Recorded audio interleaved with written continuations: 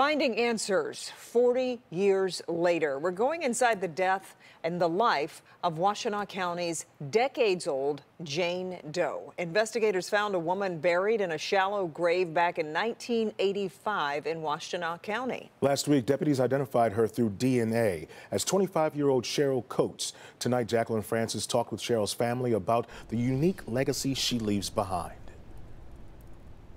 This was such an interesting story. We had to keep digging, talking with Cheryl Coates' cousin about what she thinks led up to the murder all those years ago and the family she left behind. It's actually a picture of her when she was younger. Chrislyn Manuel comes from a storied family. Her great-grandmother, Mita Warwick Fuller, was a famous sculptor who studied under Rodin. That's probably her most famous sculpture, Ethiopia Awakening.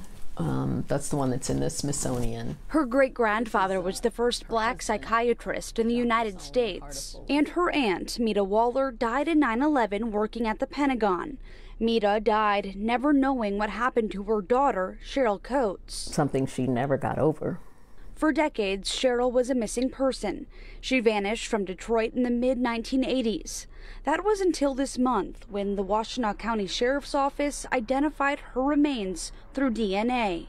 They contacted her cousin, Chrislyn, saying Cheryl had finally been found. They told me that she had been a Jane Doe with them since 1985.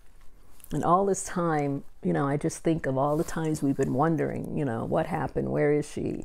Is she alive? Is she dead? And she was right, very close by the whole time. Chrislyn lives just 15 minutes from where Cheryl's remains were found in a wooded area in Superior Township. It was weird because a part of me felt, I wouldn't say happy, but relieved to know finally what happened. But it was also very sad. Because they told me she was shot in the head twice, shot in the back of the head twice, and buried in a shallow grave. And just thinking of, how frightened she must have been. The family had theories about what happened, believing Cheryl had gotten mixed up in a bad crowd and was possibly set up by a friend or thought to be an informant. Soon after she went missing, Cheryl's mom came to Detroit to meet with police, who didn't offer much hope. Basically told her, we have over 400 missing young black women. What do you expect me to do? Chrislyn doesn't know if the killer will ever be caught, but she does know Cheryl will soon be surrounded by loved ones, laid to rest next to her mother. The family tells us that it was a prisoner that tipped off police to where the body was. That was back in the mid-1980s. This case is still open. Anyone with information is asked to contact the Washtenaw County Sheriff's Office. Reporting live tonight, Jacqueline Francis, Local 4. Okay, Jacqueline, thank you.